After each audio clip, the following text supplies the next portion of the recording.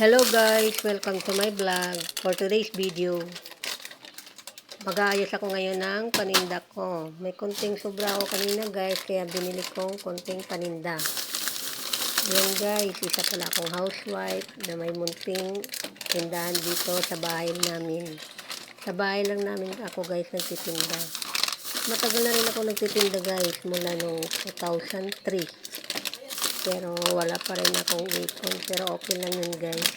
At least malaki rin ang naitulong nito guys. Kasi yung ginawa kong puhunan dito ay yung sahod lang ng asawa ko.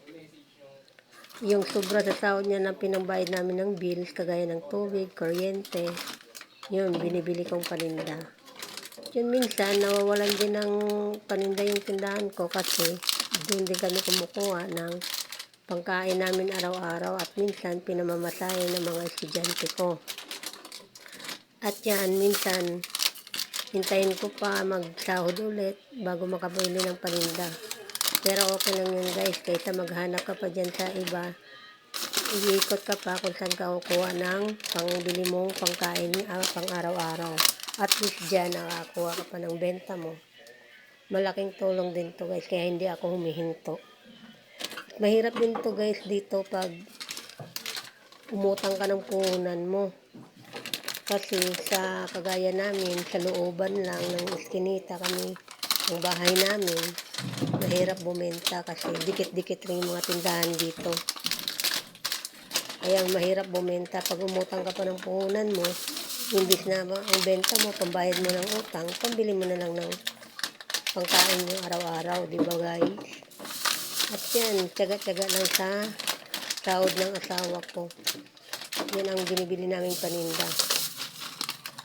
Wala na rin man kasi akong malaking puhunan, kaya kahit pa paano, paikot-ikot din yung sahod ng asawa ko. Binibili kong paninda, yun, hanggang pagdating na naman ng sahod niya. At least hindi ka mahirapan sa paghanap ng pambili mo ng pangkain nyo araw-araw. Yan guys, pagkatapos, yan lang ang kwento ko guys, pagkatapos kong display yung mga paninda ko, gagawa naman ako ng yellow. Kasi maganda rin to guys, pang tinda. Sayang din to yung benta nito guys. Pero dito sa amin, minsan matumal din ang yellow pag ganitong taglamig. Magawa ko ng 10, 15. Ilang araw din yan bago maubos guys. Pero ito, isang balot, ang bentahan ko nito, 4 na piso lang.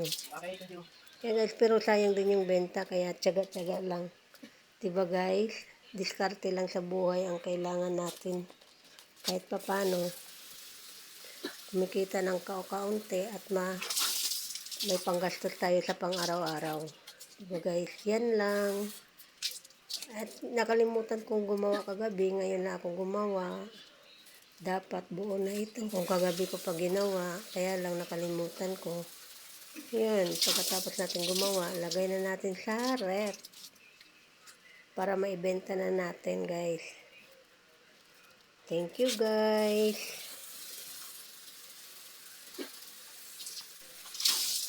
Ayan na nga guys, ang mga ginawa kong yelo.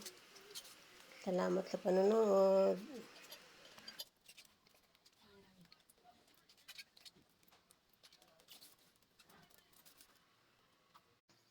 Ano eh? Saglit lang. Iharap mo